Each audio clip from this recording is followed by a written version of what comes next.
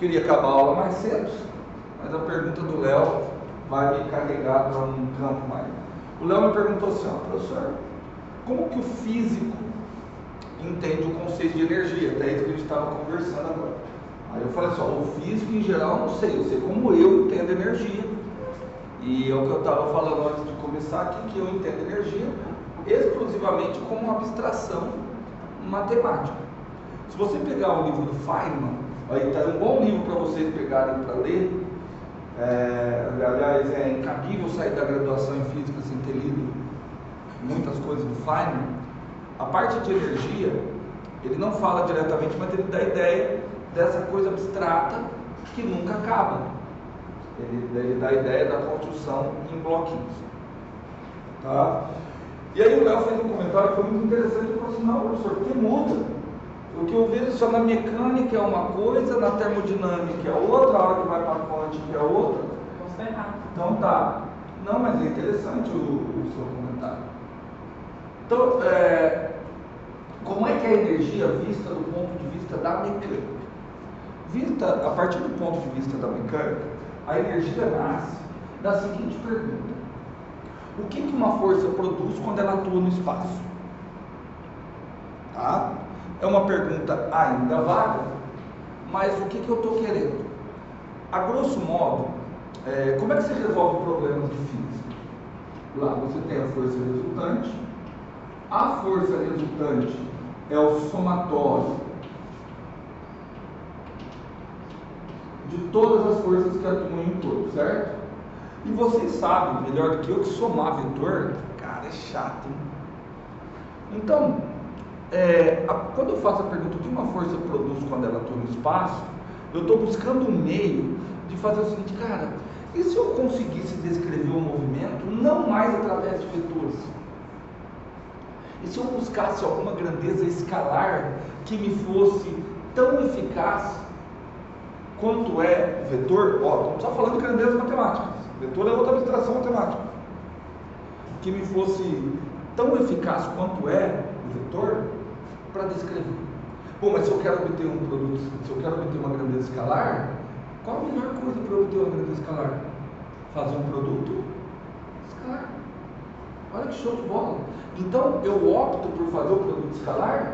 Bom, mas produto escalar é um produto entre dois vetores. Então, eu faço o produto escalar de força com deslocamento. Daí a pergunta: o que uma força produz quando ela atua no espaço? Quando você faz o produto escalar de força com deslocamento, do lado de cá vai ficar a força resultante vezes o deslocamento. E a gente batiza isso do quê? Trabalho de quem? Não. Trabalho da força resultante. Certo? Que aí, ao invés de eu descrever tudo a partir de um vetor, olha como fica mais fácil. Porque vai ficar aqui o trabalho da força resultante. Mas o que é trabalho? Aquilo que a força resultante produz ao longo de um deslocamento. Não sei o que é ainda. Tá? Aí eu vou fazer o produto escalar com todo mundo aqui. Então, como é que vai ficar o trabalho da força resultante? Vai ser o trabalho da força 1 mais trabalho da eletroforça. O que eu ganhei matematicamente da primeira para a segunda? Em cima eu tinha uma soma de vetores. E agora? Agora só escalares. Muito mais fácil somar escalares do que escalares somar vetor. Tá? Só que olha a minha pergunta: o que uma força produz quando ela atua no espaço? Vamos tentar entender o que a força resultante produz quando ela atua no espaço. Vou fazer bem rapidinho, bem simplesinho, em mecânica clássica, eu vou fazer ele em detalhes, mas imagina o movimento em linha reta. Vamos pegar só a força resultante, ó. O trabalho da força resultante é o quê? É o produto da força resultante vezes o deslocamento. Como eu coloquei em linha reta, não precisei colocar cosseno teta, tudo aqui, tá? Mas só para brincar um pouquinho com vocês.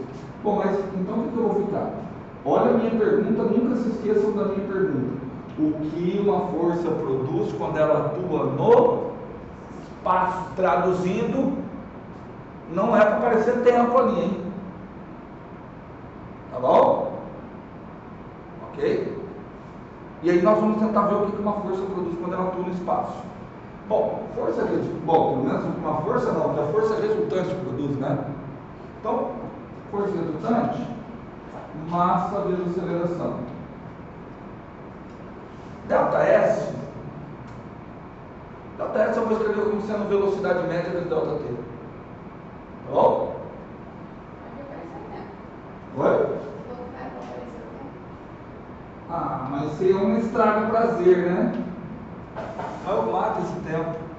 Porque eu posso escrever a aceleração como ΔV por ΔT. Certo? Se eu escrever a aceleração aqui, o que a Maria Fernanda estraga prazeres, ΔV por ΔT, show. Ok? Ah, mas olha só, eu estou considerando o movimento mais simples possível, tá? Estou considerando o movimento uniformemente variado. Porque no movimento uniformemente variado, ó, o ΔV eu posso escrever como V final menos V inicial. Certo? Isso. O lance é o seguinte, se a aceleração é constante, a velocidade média é a média aritmética das velocidades. Então eu posso escrever essa velocidade média como V final mais V inicial dividido por 2. Bem, quando eu fizer o produto, fizer tudo aqui, você vai chegar nisso, ó. M, V final ao quadrado sobre 2 menos M, V inicial ao quadrado sobre 2. Qual foi a minha primeira pergunta? O que uma força produz quando ela atua no espaço? Olha o que ela produz quando ela atua no espaço. Essa quantidade matemática aqui. mv quadrado sobre 2. Porque está vendo? mv quadrado sobre 2 final menos mv quadrado sobre 2 inicial. Então, quando a força resultante atua no espaço, ela atua para variar essa quantidade matemática, que depende da velocidade. Por isso que eu vou chamar essa quantidade de kinetic. Energia cinética. Energia porque depende da velocidade, porque depende do movimento. Entendeu? Então, cada uma das forças está tentando produzir isso. Toda força, quando ela está atuando para produzir essa quantidade matemática. Eu não falei que... Vocês já viram essa equação, né? Só que vocês viram ela antes, vocês só não perceberam. Ela é a equação de Torricelli. Ela é a equação de Torricelli. V quadrado, V0 quadrado, mais 2A, ΔS. Certo? Eu falei que não podia ter tempo? Qual é a equação que não tem tempo? Equação de Torricelli.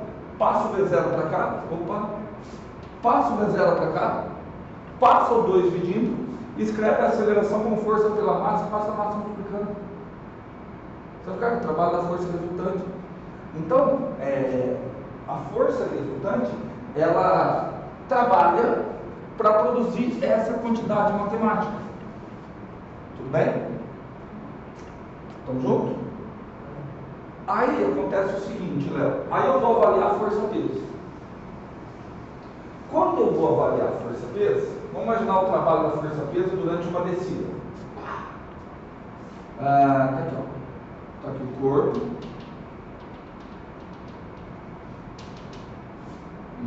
Aqui ele estava, vamos dizer, ele estava numa altura H inicial, chegou numa altura H final. Bem? Vamos calcular o trabalho do peso? Tá fácil, né? Vamos ver o que o peso produziu. Trabalho do peso é igual força-peso vezes o deslocamento. Quanto foi o deslocamento? HI menos HF. Certo? Tudo bem, o deslocamento é final menos inicial, né? Mas eu já estou considerando que o trabalho é positivo, então HI menos HF. E aí você percebe que o trabalho do peso vai ficar isso aqui, ó. Menos, vai ficar mg H inicial menos mg H final.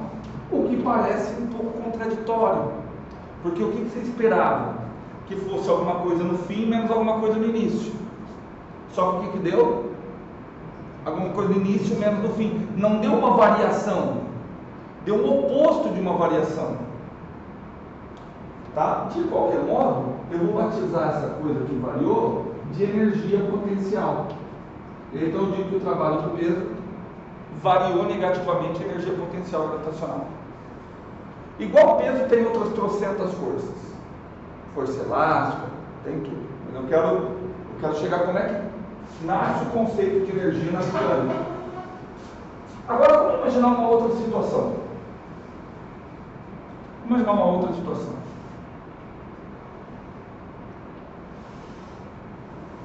Imagine que eu tenho um corpinho aqui e esse corpinho vai cair. Quais são as forças que estão atuando sobre esse corpinho? Peso para baixo.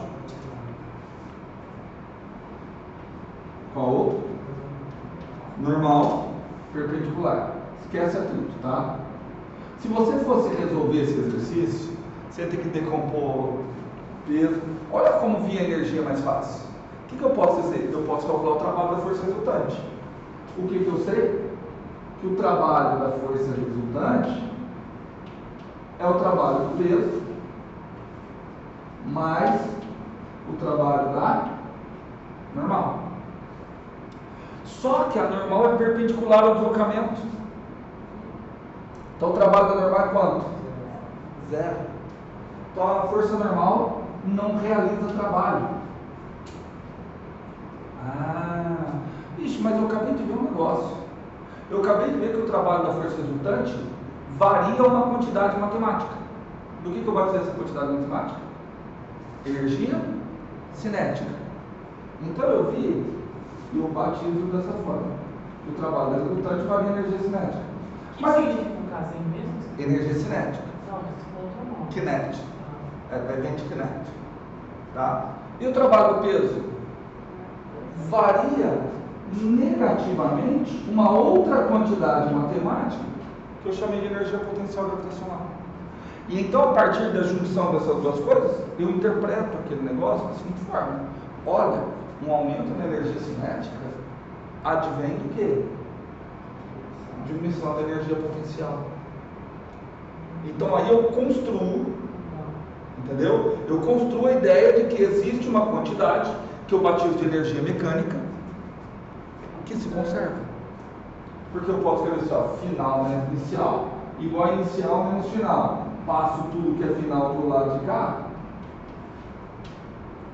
e tudo que é inicial para o outro lado. Entendeu? Então, basicamente, o que eu fiz?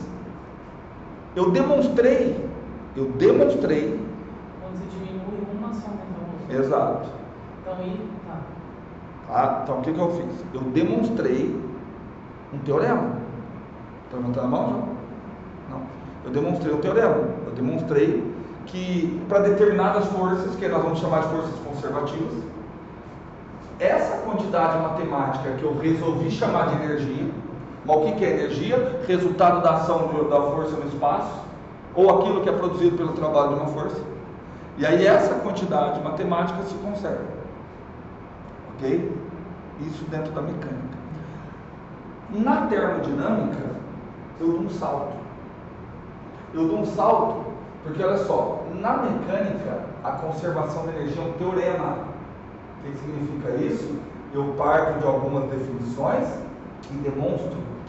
Na termodinâmica, eu já vou falar, ó, sabe aquele negócio que você viu lá na mecânica? Que era teorema? Aqui é axioma. Certo? A partir de agora, a conservação de energia é um axioma. Eu estou escolhendo isso como verdade absoluta.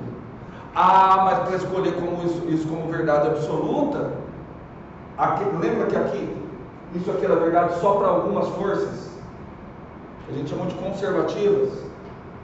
Para isso ser verdade absoluta, ao trabalho dessas outras forças que não são conservativas, eu vou ter que falar que aquilo lá também é energia. É onde nasce a ideia do calor. Então, eu embuto que calor é uma energia de forma artificial, de modo a valer a conservação de energia. Isso é feito na relatividade, isso é feito na quântica. Então a diferença é essa. Na mecânica você tem a definição de trabalho, a partir da definição de trabalho você constrói um teorema de conservação de energia. Você expande esse teorema para a termodinâmica, só que na termodinâmica ainda não dói, e na quântica você força que isso seja verdade. E aí você constrói toda a teoria a partir desses axiomas. Entendeu? Oi? Concorda com o quê? Misericórdia. Não, cara. Não, é bonito, só que você gravou isso? Tá gravado. Depois eu vou assistir melhor. Não, porque é assim, eu estou falando em 10 minutos, coisa que assim, é uma construção. Eu achei muito interessante. Demorado. Eu consegui sintetizar isso bem e entender isso. Não, demora um pouquinho. Demora um pouquinho. Eu achei muito interessante. Fala pra você que eu entendi tudo Lembra que você falou. Lembra que você me falou? Você perguntou como é que é um físico? O que eu te falei? Depende, se for lá perguntar para o Eduardo, provavelmente ele vai te dar outra descrição.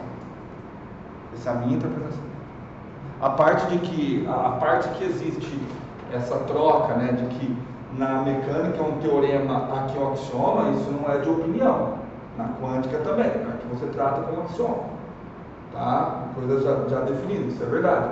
Mas a parte de entender como uma grandeza matemática e a minha interpretação.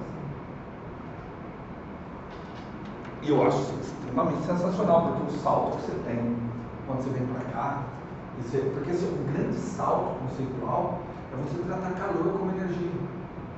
Porque um dos motivos de você tratar calor como energia é para fazer valer a conservação da energia. Mas eu acho que você foi uma das poucas pessoas que conseguiu responder essa minha pergunta. Eu já faço há muito tempo. Porque eu sempre enxergava energia, por exemplo, na termodinâmica é uma coisa. Aí você assiste um vídeo de relatividade é outra coisa, na mecânica quântica é outra coisa. Agora eu acho que ficou mais. É que a teoria. Vou falar em quântica. E eu pesquisei muito. Em quântica, se você quiser falar que trabalha força de deslocamento, você não consegue. Aliás, em quântica é difícil até se falar em força. Então você precisa buscar outros elementos para avaliar as interações lá. Qual elemento que você vai utilizar? Energia. Então você precisa de uma lei envolvendo energia e você precisa impor essa lei para a partir dela derivar resultados. Qual é a melhor lei para ser próxima? Conservação da energia. Aí a partir do momento que você impõe a conservação de energia, aí você tá bom, mas como é que eu vou calcular essa energia de modo que essa quantidade matemática se mantenha constante? Entendeu? Então é isso que muda de um caso para o outro. Tudo bem? Vamos lá então tentar agora. Olha só, já até esquecemos. O que nós temos? Resultado experimental maravilhoso. Se um sistema é mantido a pressão a temperatura constante, o produto P vezes V é constante. Aí nós fomos por indução, que se a temperatura é constante, a energia interna do sistema, né, seja lá o que isso for, alguma energia interna do sistema deve ser constante, portanto o produto pressão vezes volume deve estar indicando alguma energia. Foi essa a nossa conclusão. E onde é que nós vamos buscar essa conclusão? Porque isso aqui novamente é um resultado empírico, reducionismo, vamos reduzir, nós vamos voltar para a mecânica. Eu vou desenhar uma molécula só, tá? E aí nós vamos começar a imaginar. Sistema em equilíbrio. Agora eu coloquei ele deitado aqui para vocês não confundirem justamente com a energia potencial gravitacional. Tá? O que acontece com a molécula que está aqui? Lindinha. Ela fica rodando. Aí ela vem, bate aqui, volta. Certo? Aí ela tem uma velocidade, digamos assim. Ela tem essa velocidade. Consequentemente tem um momento, aí ela vai, bate e volta. Qual é a força média que ela sofre quando ela bate aqui? Todo mundo concorda que quando ela bate na parede, ela empurra a parede para lá, o que a parede faz? Empurra ela de volta, certo? é difícil de eu calcular o valor da força, porque forças de contato, elas não são constantes. Porque olha só, força de contato depende do contato, ela vem. A partir do momento que ela encostou, a força é fraquinha. Aí ela vai apertando, apertando, a força aumenta, até que ela começa a voltar e a força diminui. A interação entre ela e a parede diminui. Então a força de contato ela não é constante. Portanto, eu preciso falar de uma força média. Alguém se assusta se eu disser que a força média está para cá? A força média, porque ela empurra a parede para lá, a parede devolve ela para trás. Tudo bem? Ou seja, a força média está ao longo de qual direção? Se eu colocar um sistema cartesiano de referência, vou colocar um cartesiano aqui tridimensional. Ó, isso aqui é 3 dimensões, hein? Eixo Z, eixo Y, eixo X. Se eu colocar um sistema cartesiano ali de referência, qual a direção da força? A força está na direção menos Y. Tudo bem? Estamos juntos? Estamos juntos ou não? Então tá, a força está na direção menos Y. Portanto, eu posso abandonar a notação vetorial. E dizer isso aqui, ó. A força média na direção Y. Então ela é a variação do momento linear exclusivamente da componente Y do momento linear por ΔT. Estou exagerando muito? Não, né? Porque força varia o momento linear. Se a força está só em Y, ela só varia a componente Y no momento linear. Só que agora eu vou colocar uma suposição. Aqui, baseada nos experimentos. A gente falou que não tem transferência de energia, certo? Sabe como se chama uma colisão que mantém constante a quantidade de energia? Colisão elástica. Tudo bem? Então aqui é uma colisão. Então, estou colocando essa suposição, que se trata de uma colisão elástica.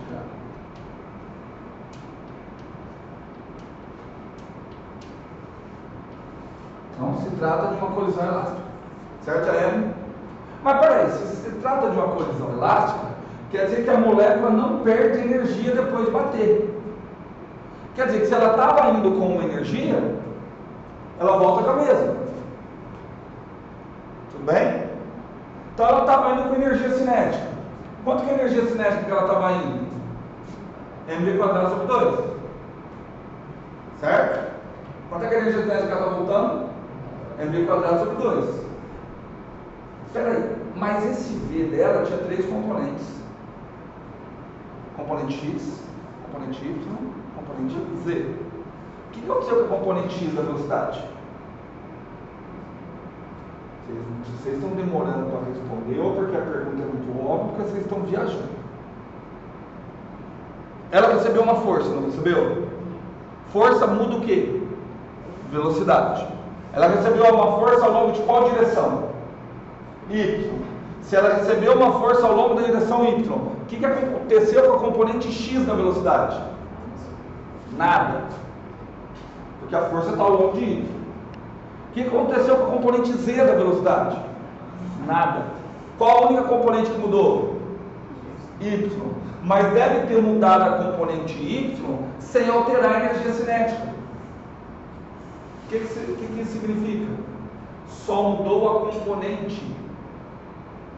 Só mudou o sentido. Não mudou o módulo. Então se ela chegou aqui, ó, vamos dizer aqui, ó, se ela chegou aqui com uma componente VY, se ela chegou aqui, ó, ela estava assim, VY, ela volta com a componente que vale quanto? Menos VY. Por quê? Porque conserva energia cinética. De acordo? Vocês vão ver isso muito agora com o Eduardo. Numa colisão elástica na parede, ela bate e sai com a mesma velocidade, mesmo módulo de velocidade. Tudo bem? Tudo bem ou não? Portanto, vamos calcular então a variação aqui, ó. Então, portanto, a força média ao longo da direção Y vai ser quantidade de movimento final menos M VY menos a quantidade de movimento inicial MVY. Ele chega com MVY. Tudo bem? MVY dividido por quanto? Delta T. Não, mas peraí. Se eu estou falando em força média, eu tenho que dar um intervalo de tempo. Força média em qual intervalo de tempo? Vamos escolher um intervalo de tempo. Por que eu estou falando isso? Não, T0 a T mais um T em função dos parâmetros do problema. Eu estou querendo dizer o seguinte, olha, já que é uma força média, como é força, ela é no intervalo de tempo. Por exemplo, poderia ser o intervalo de tempo de contato dessa partícula? Não dá. Não dá para pegar o intervalo, porque eu não sei contar quanto tempo que ela fica em contato ali. Então eu vou considerar um intervalo de tempo entre a bolinha bater, voltar, bateu aqui, veio aqui e voltou. Tudo bem? Então eu estou calculando a força média entre dois choques da bolinha contra a parede. Tudo bem? Tudo bem? Quanto tempo demora esses dois choques? Entre um choque e outro?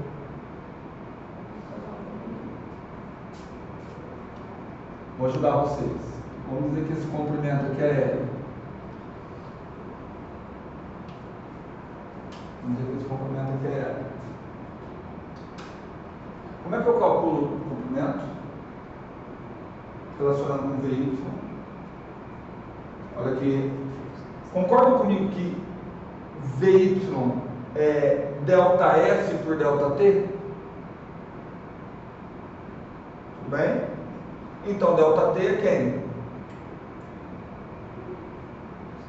Delta S por VY. Só que o delta S, na verdade, é 2L, né? Que eu estou contando o tempo de ida e volta, né? Tudo bem? Então, delta T, 2L por VY. Fala.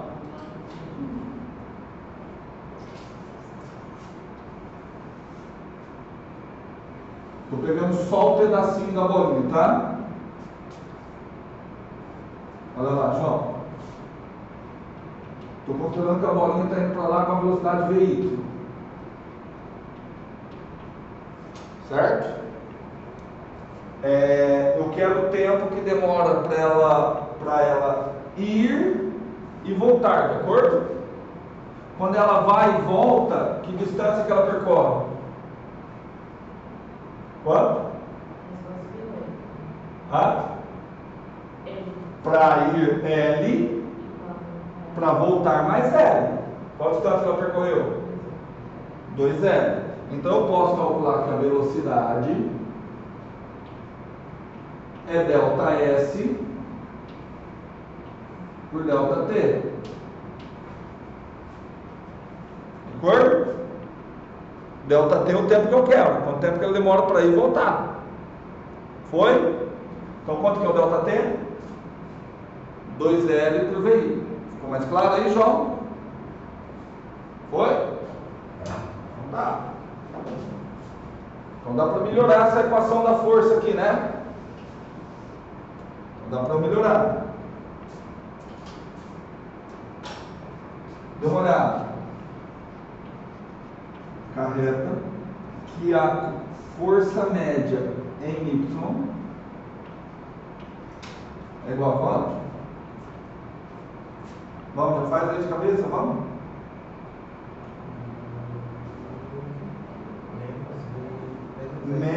2mvy. Só que o 2 cancela com 2. Certo? Que é maravilhoso, né? Ficou? Vocês concordam comigo? 2. Ou 2 não, o 2 vai embora, né? M VY ao quadrado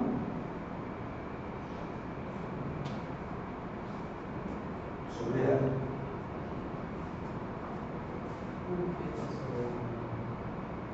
Tá? Não, ó. Quanto que dá menos. Quanto que dá esse com esse? Aí o 2 cancelou com o 2, show? Só que aqui eu tenho a divisão de frações. Como é que dá a divisão de fração? Nota o primeiro, multiplica pelo inverso do segundo. Aqui em cima já tinha um VY, com outro VY. Em outras palavras, por que o VY aparece duas vezes? Apareceu dois fatores de VY aí. Um está relacionado com o tempo e o outro está relacionado com a distância que eu tenho que percorrer. Entendeu agora? Tudo bem? Mas isso é a força média para uma partícula. Para uma partícula. E se eu considerar que lá dentro tem N partículas, qual seria a força média que essas N partículas aplicam? Não. Vamos pensar o seguinte. Léo, larga o celular. Ó. Vamos pensar assim. Se uma partícula aplica uma força média de 2 newtons, qual a força média aplicada por duas partículas? 4 newtons. Porque é um aplicando 2, a outra aplicando 2. Quanto dá o total? 4. Então se eu tiver N partículas, a força média aplicada por essas N partículas vai ser N vezes a força média de uma. Tudo bem? Vou trabalhar em módulo agora. Onde está escrito isso? Oi? Não, estou falando. Não, tá. Isso daqui é. Você entendeu que isso aqui é a força média que uma partícula aplica? É a força. Ó, cada partícula vai aplicar uma força mais ou menos desse valor. Se eu tiver N partículas. N vezes isso daí. Foi. Entendi. Bom? Então eu vou escrever isso. Ó. E agora eu vou trabalhar só em módulo, tá bom? Esse menos aqui pouco me importa. Eu vou colocar aqui, ó, logo. Gente, isso daqui é uma coisa linda. Logo. Olha lá. A força média total, vou colocar um texto total, o módulo dela vai ser N, esse N é o número de partículas total aqui dentro, que, cara, como é que eu vou contar, eu não sei, mas eu pretendo ao longo do curso mostrar como chegar no número de Avogadro, porque alguém contou. De alguma forma alguém contou para chegar no número de Avogadro. Tá? N vezes M V Y ao quadrado sobre F. Fala.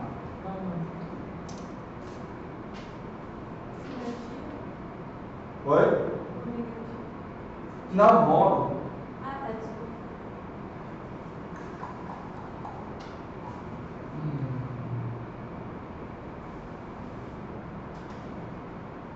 Eu estou pensando aqui.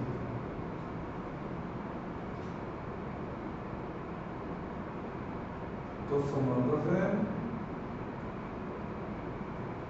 Deixa eu ver se eu vou buscar outro caminho. Mas até aqui todo mundo acompanhou. Tá? Então, aqui é a força média de uma. Aqui é a força média do total. Deixa eu só ver o que eu quero fazer. Eu quero aparecer uma velocidade média quadrática.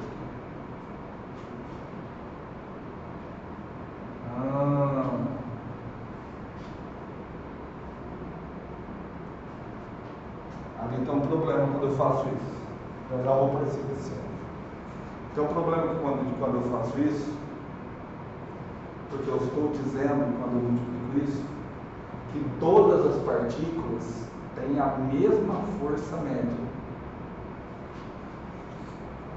E não. Eu multipliquei por n, então estou dizendo que todas as partículas estão se movendo com a mesma velocidade vy. Não. Você pode garantir? Não. Não. Não. Entendeu? Entenderam de onde vem o problema? Cada um pode ter uma velocidade. Cada um pode ter uma velocidade. Mas se todos tivessem a mesma velocidade. Mesmo assim, eu não tenho nenhuma garantia. Eu não tenho nenhuma garantia que a velocidade é a mesma. Por mais que o que eu falei ali não está. Quer dizer, o que eu falei anteriormente não estaria errado se todas as partículas se movimentassem. Primeiro, se todas as partículas tivessem a mesma massa e tivessem movimentando com a mesma velocidade. Considerar que todas têm a mesma massa não é nenhum problema, basta eu considerar que aquilo ali é gás de um tipo de molécula só. É isso que eu ia perguntar. Isso eu posso, mas garantir que a velocidade delas é a mesma não tem. Então, como é que eu calculo a força total? Então, vou calcular a força total, de novo, vou ter que somar todas. Então, aqui eu já vou até trocar o VY, vou colocar um índice aqui, ó. Aquele índice I, porque vai ser velocidade da partícula 1, velocidade da partícula 2, velocidade da partícula 3. De acordo? Então, se eu quiser saber a força total, o que eu tenho que fazer? Somar tudo. Então vai ficar, ó, o M sobre L fica aqui, só que aí vai ficar somatório com I variando desde 1 até N, que é o número total de partículas, das velocidade Y com índice I ao quadrado. Estava fácil, agora ficou complicado, né? Eu avisei no começo da aula que hoje o trem. Só que eu vou ser lindo. Eu falo para vocês, prestem atenção e entendam tudo, todas as coisas. Sabe o que eu vou fazer? Eu vou multiplicar em cima e embaixo daquela equação pelo número de moléculas. Bem? Vou multiplicar em cima e embaixo pelo número de moléculas. Ó, aqui está M sobre L, né? Ó, vou até trocar de cor. Vou multiplicar aqui pelo número de moléculas. Se eu multipliquei, eu tenho que dividir. Gente, olha que coisa linda. Olha que coisa linda. Somatório seria de qual força específica? Não é de qual força. Isso daqui eu não fiz a força de que uma molécula aplica. Do que depende a força que uma molécula aplica? Não, olha para a equação e fala. Do que depende a força que uma molécula está aplicando? Da massa dessa molécula. E da componente Y da velocidade dessa molécula. Certo? Se tiver outra molécula, vai depender da mesma forma. Se tiver uma segunda molécula, a massa é a mesma. Só que a velocidade não. Aí, a hora que eu quiser calcular a força total, eu vou ter que calcular a força de uma molécula mais a força da outra. A massa e o L vão ser colocados em evidência. E eu vou ter que somar os quadrados de velocidade. De duas. Se for de 3, eu tenho que somar 3 quadrados de velocidade. Se for de 4, eu tenho que somar 4 quadrados de velocidade. Não foi ainda, João? Eu tenho que somar todas as velocidades. E o quadrado das velocidades. Foi aí todo mundo? Senão eu ia abrir aqui mais. Então tá. Aí agora eu usei uma ideia que eu tive, que é o seguinte, cara, eu multipliquei em cima pelo número total de moléculas, embaixo pelo número total de moléculas. Mas por quê? Se eu quiser saber a média de altura, como é que eu faço de vocês? Pega a altura de cada um, soma e divide pelo quanto? Pela quantidade de pessoas. O que eu estou fazendo aqui? Somando o quadrado da velocidade de todas as moléculas e dividindo pelo número de moléculas. O que eu estou? Com a velocidade quadrática média. Certo? Então eu estou com a velocidade quadrática média de todas as moléculas na direção Y. Então olha o que eu cheguei, meus meninos. Olha o que eu cheguei. Que a força total é igual. Esse N mantém, que é o número de moléculas, massa, comprimento, componente Y ao quadrado médio, velocidade quadrática média das moléculas. Está ficando bonito, né? Ah, fala. Deixa eu multiplicar N por N dividido por N. Não entendi. Multiplicar N por N dividido por N. Sim, ela mesma. É que eu quero deixar em destaque o N, que ele é o número de partículas, o número de moléculas. Ok?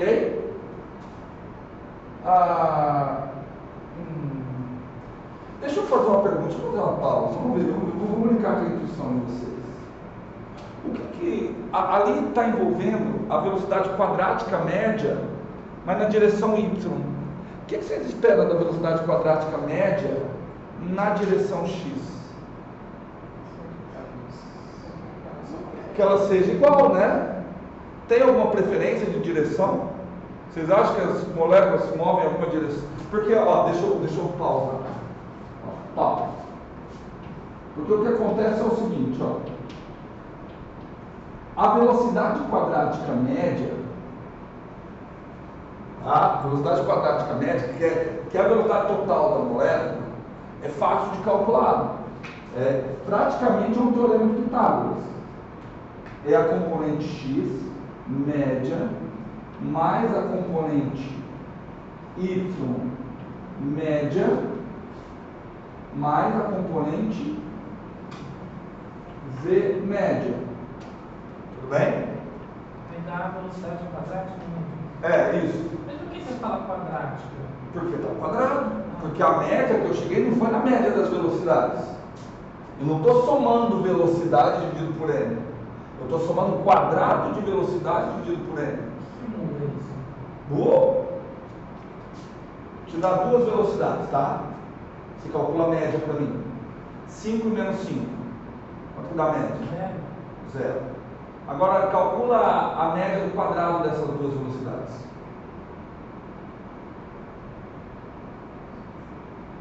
Calcula a média. Do quadrado das velocidades. Tá. Uma é 25. E a outra? Peraí. Quanto que dá a outra? 25. Aí dá 50. 25? Viu a diferença? Certo? Você não está calculando média de velocidade. Você está calculando a média dos quadrados da velocidade. Certo? Então, toda a diferença. Aqui é teorema de Pitágoras, tá? Não, sim. Você decompôs. Tudo bem? E aí assim, aí é uma análise do problema. Não existe nenhuma direção preferencial. As moléculas se movem de maneira aleatória. Então o que eu espero? Eu espero que a componente X, a componente Y, a componente Z sejam iguais. Tudo bem? Ou seja, eu posso reescrever isso daqui, ó, da seguinte forma, que a velocidade quadrática média é igual a 3 vezes a velocidade, a componente Y, porque se é tudo igual, ao invés de eu chamar isso aqui de VX, eu posso chamar isso aqui de VY, posso chamar isso aqui de V, tudo bem? Estamos juntos, gente? Posso encerrar a aula? Posso encerrar a aula? Agora acabou. Agora acabou a graça. Agora acabou a graça. Voltando, fim da pausa. Portanto, quanto ficou a força média? Fala aí para mim que eu não estou vendo. N vezes N. Não. Número de moléculas. Vezes a massa. João, ó, você que quer. Já que você quer o L aqui embaixo, está o L aqui embaixo. Tá bom? Vezes quem? A velocidade. Velocidade quadrática médica na direção Y.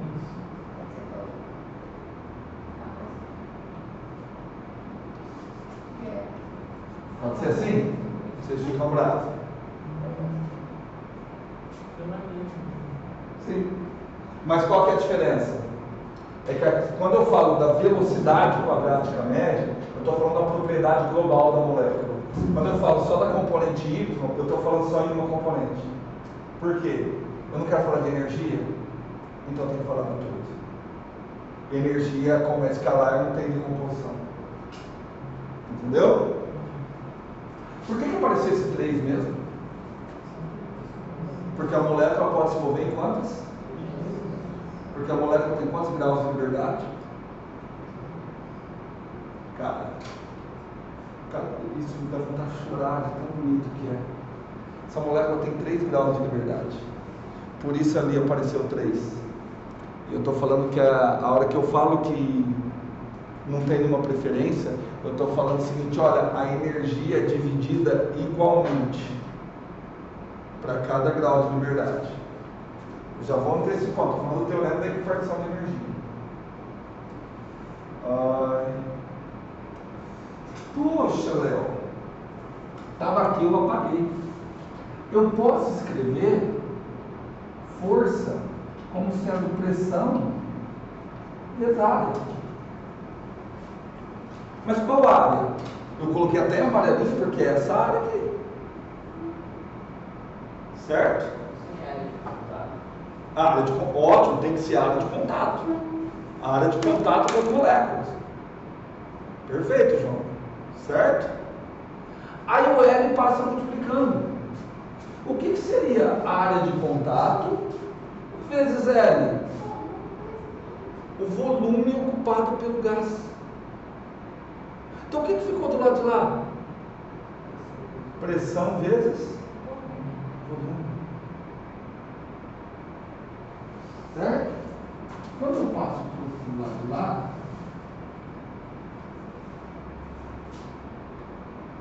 eu não estou gostando desse 3. Bom, você vai ver, não tem problema. Pressão vezes volume. Mas peraí, aí a pressão vezes volume, eu não estou gostando um pouco desse 3. Não, vou deixar esse 3. A pressão vezes volume, aqui ficou 3, aqui ficou M, velocidade quadrática média. Eu deixei aquele espaço ali, porque como tem um mv quadrado, você está doido para que apareça o quê? Você está doido? Você está no mv quadrado, você sabe que você quer energia, o que você quer colocar no outro? O 2. Então o que eu vou fazer? Multiplica em cima por 2, 4 por 2.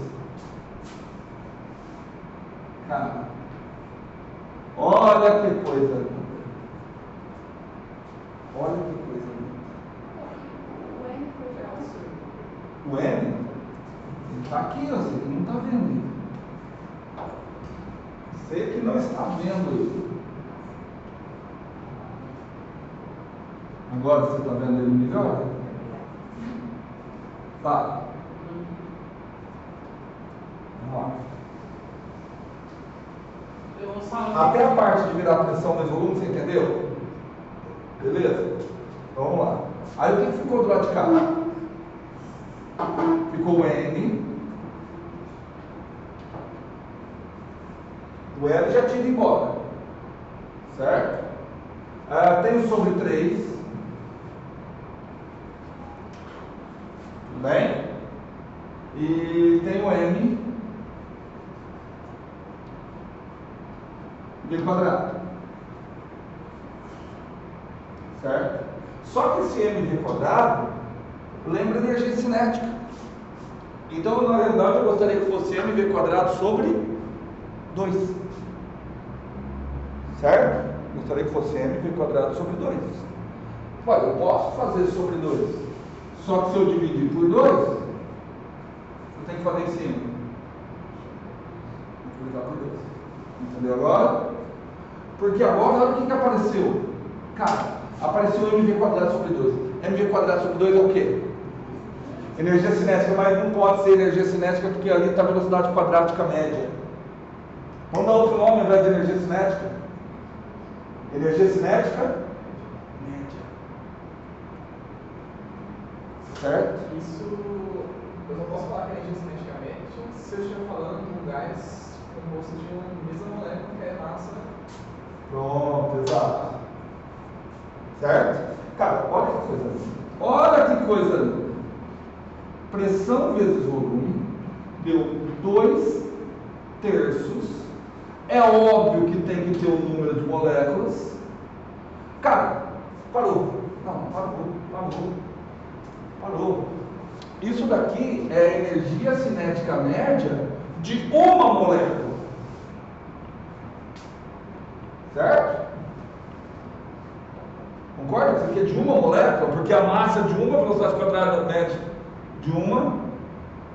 Tudo bem? Mas quando eu pego a média de uma e multiplico por N, Total. tem a total.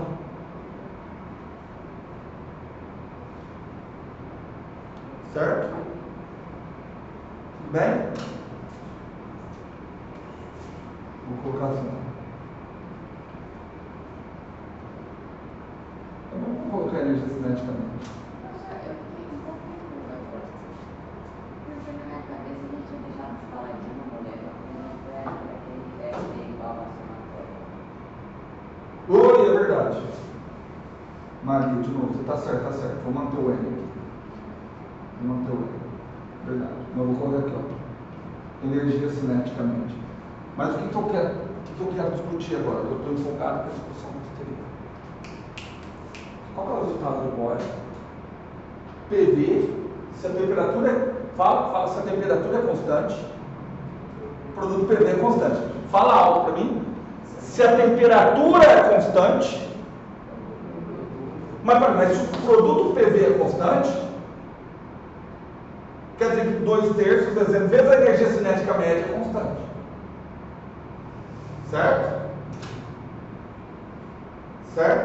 Então a temperatura tem que ter relação com a energia cinética média. Ok? Certo? Fala. Qual seria a relação entre as duas? Dá uma olhada na equação. Se a temperatura é constante. Mas essa pergunta sua, ela foi feita por Gay-Lussac. Por quê? O que o Gay-Lussac, que se vivesse nos dias de hoje sofreria muito bullying por conta disso. Na realidade não é Gay-Lussac. São dois. Um só se chamava Gay. Tá? Na verdade são dois. E esses dois, a grosso modo, João, eles repetiram o experimento do Bohr.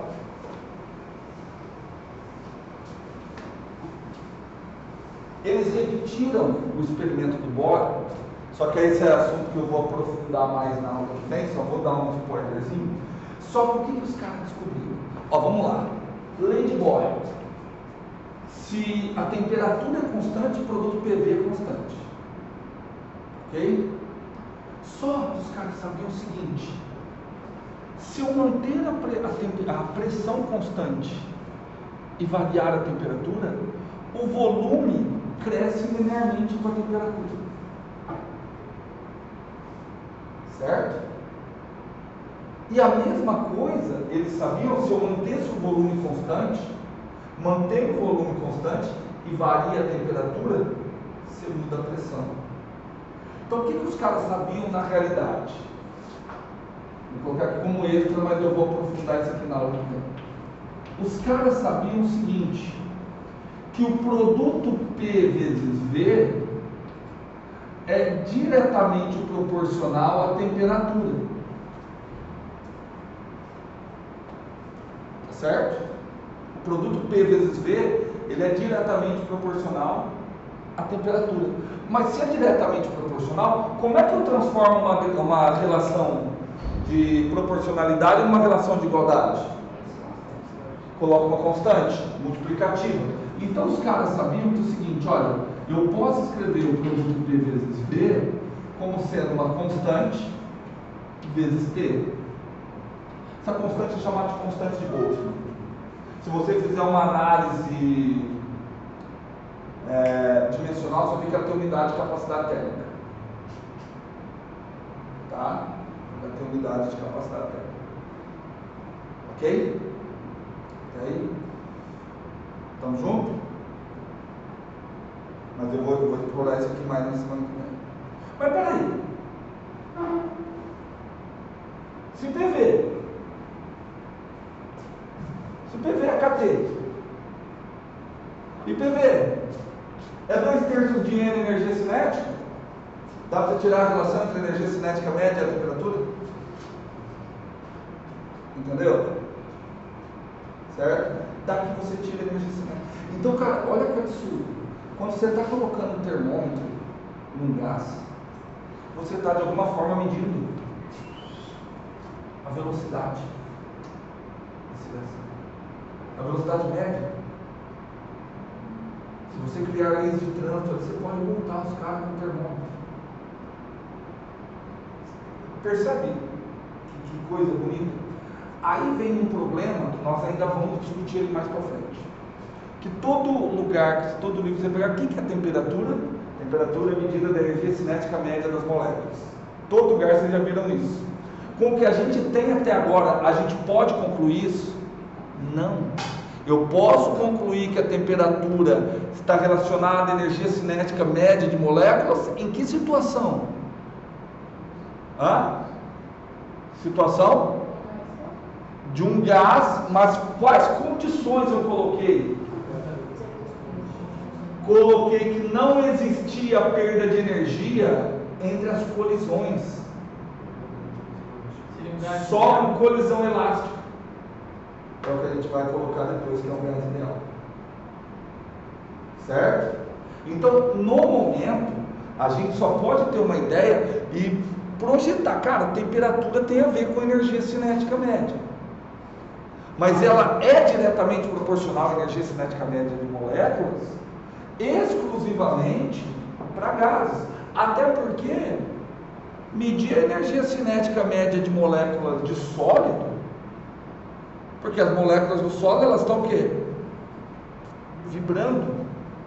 Então seria mais uma energia de vibração. Tudo bem? E o que é interessante?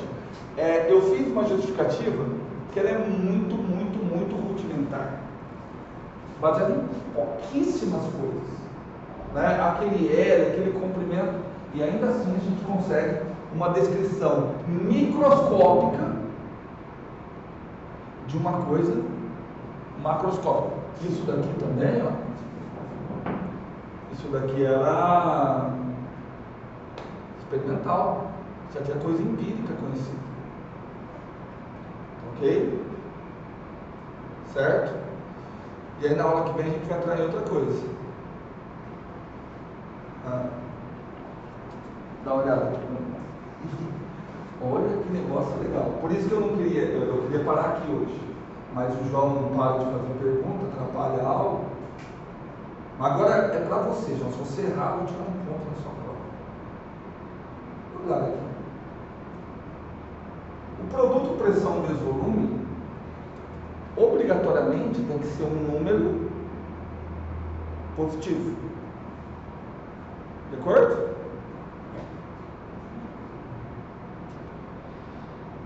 Todo mundo de acordo? Ficaria assustado se eu achasse um volume negativo, né?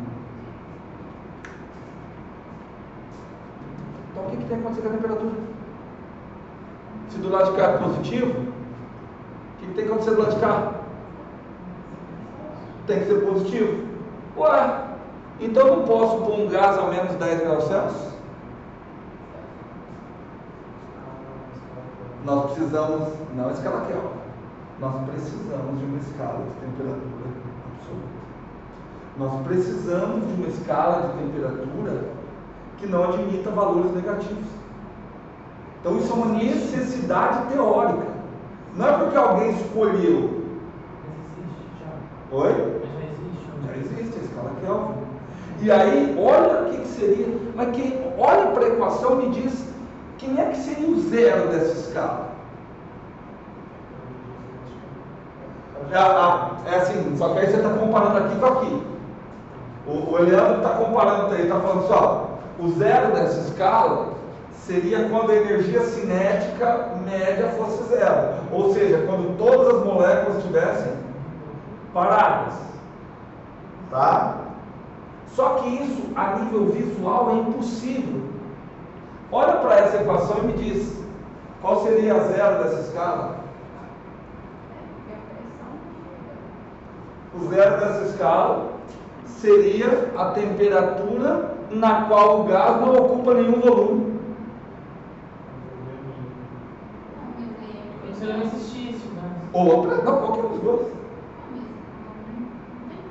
A pressão também, né? É como se não existisse aquela molécula. Por isso que você não chega no zero. Você define uma escala de temperatura. Certo? Com qual intenção? Ajuste teórico das equações. Você tem essa escala, tem uma outra motivação, que é isso que eu vou mostrar semana que vem, que ela apareceu, primeiro os caras bateram o olho e falaram, putz, como é que essas coisas funcionam? É essa escala de temperatura que vai definir o valor dessa constante. Também. Mas o mais interessante é isso. A definição dessa escala, quem é o 0 graus Celsius? 0 Kelvin. 0 Kelvin é a temperatura na qual o volume ocupado pelo gás é nulo. Só que vocês já me falaram que é impossível que o gás ocupe volume nulo. Traduzindo, é impossível chegar no 0 Kelvin. Certo? Você sabe que é a hora que assim, aí vocês que vão dar aula no ensino médio, por favor, não façam isso. O professor de ensino médio, muitas vezes, ele fica preso em umas besteiras que a coisa mais importante que ele fala da escala Kelvin é que você não pode falar grau Kelvin. Eu sei porque não pode falar também. Tá? É só uma convenção, ó. Já que é a escala absoluta, não fala grau, não. É só uma convenção. E aí o cara fica brigando com os alunos porque não pode falar grau. E o principal, que é essa discussão teórica da motivação dessa porcaria dessa escala. Tá? Qual a motivação disso daqui? Tá? A motivação é fazer isso aqui funcionar. Perceberam que eu não coloquei o NR? Por que eu não coloquei o N? Número de mols? Porque eu ainda tenho que falar para vocês da onde que surge essa porcaria de mol, né? Da onde? O mol 6 vezes 10 é 24, que é quem contou. Tá? Por incrível que pareça, são coisas empíricas. E é a partir dessa ideia de número de mols que nasce a hipótese atômica da matéria. A partir do momento que você está contabilizando essas coisas de gás. Certo? Cenas para o próximo capítulo. Certo? Deixa eu acertar um negocinho com vocês.